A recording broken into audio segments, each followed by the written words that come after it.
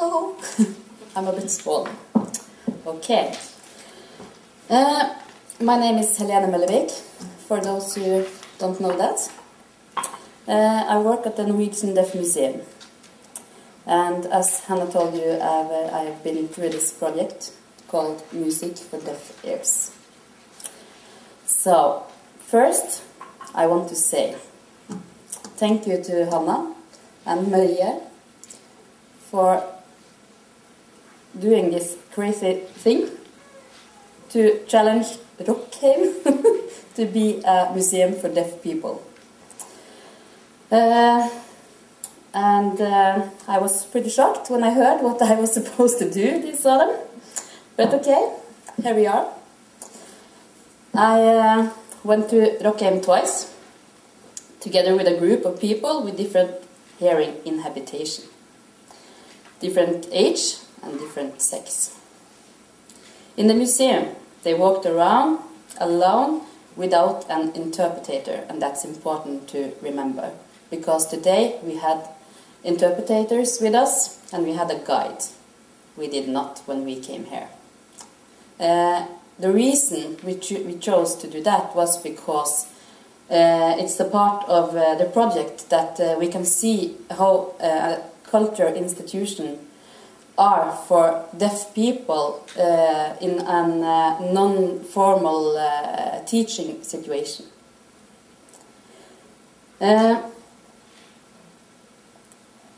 Today I will share my experience, our experience, I would say, me and the deaf people I brought with me, with you. Some of my first thoughts connected to the visit were questions like: is this project of any interest for deaf people? Do deaf people experience music? And is music important to deaf people? Do they have relation to musicians, albums, styles, instruments, and so on? Will they recognize something when they walk around in the museum? Do deaf people participate in the culture of music? So, more generally, is Rockheim a museum of interest for deaf people?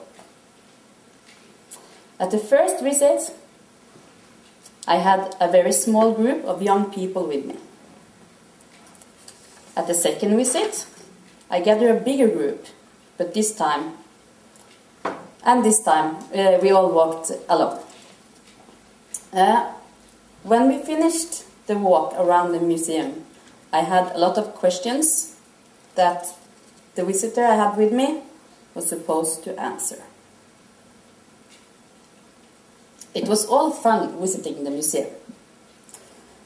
But after the visits, the hardest part started for me. How do I analyze the experience I got, the interaction with the group and the exhibition, and the written material I've got at the end? In which way can we learn from the experiences we got? I won't make any conclusions alone, but I would like to describe my perception of the visits and the answers I got. And I just want to make it clear for you that this is a survey and not science. So, okay.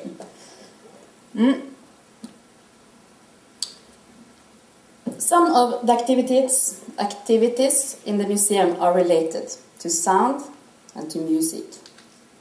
And I could clearly see that the deaf people did not understand how to experience or interact with those activities.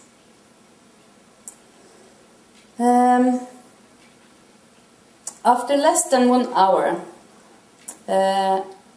we were done walking around the museum, and we started with the questions. All the visitors was quite impressed of the exhibition.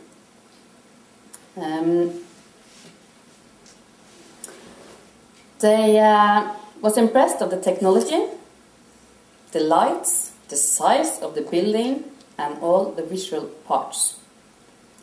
And everyone in my survey answered that the museum was a great museum. But there were some problems they told me about. I will come back to that a bit later. I will first tell you a bit about the group, because when I looked at the answers I got, I could clearly see that the group of deaf people I brought with me is not a group with similar persons. It's important to remember that deaf people are just as different as everybody else. As we hearing people are different, deaf people, of course, is that too.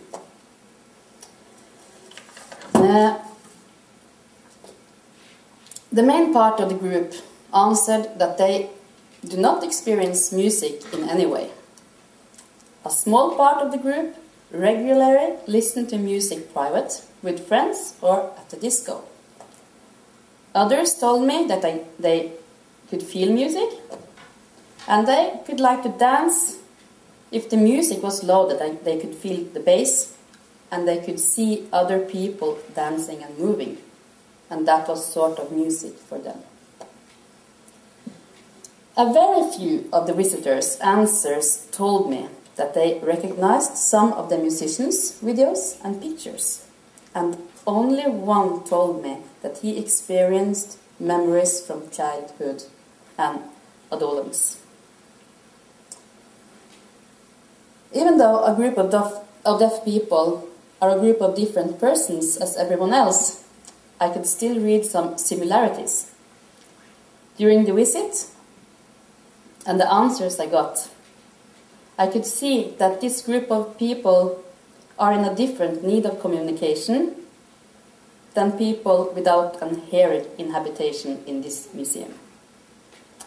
The answers also tells me that the people in these two groups find a great part of the museum's exhibitions boring and not interesting.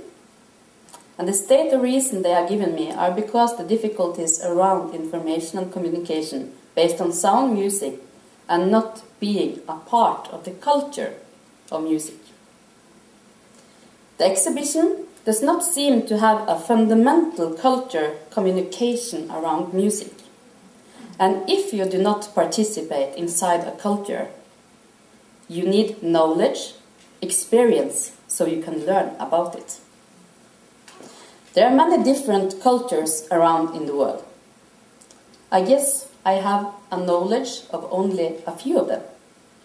When I travel around in the world, I love to experience and learn about them, even though I don't necessarily participate in them.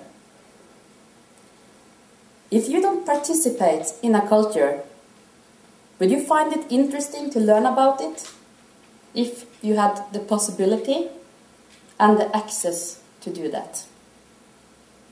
Who decides and whose power is it in to make it open and make access for other cultures to participate in your culture? That was my experience and my thoughts after visiting a musician museum with deaf people. Thank you.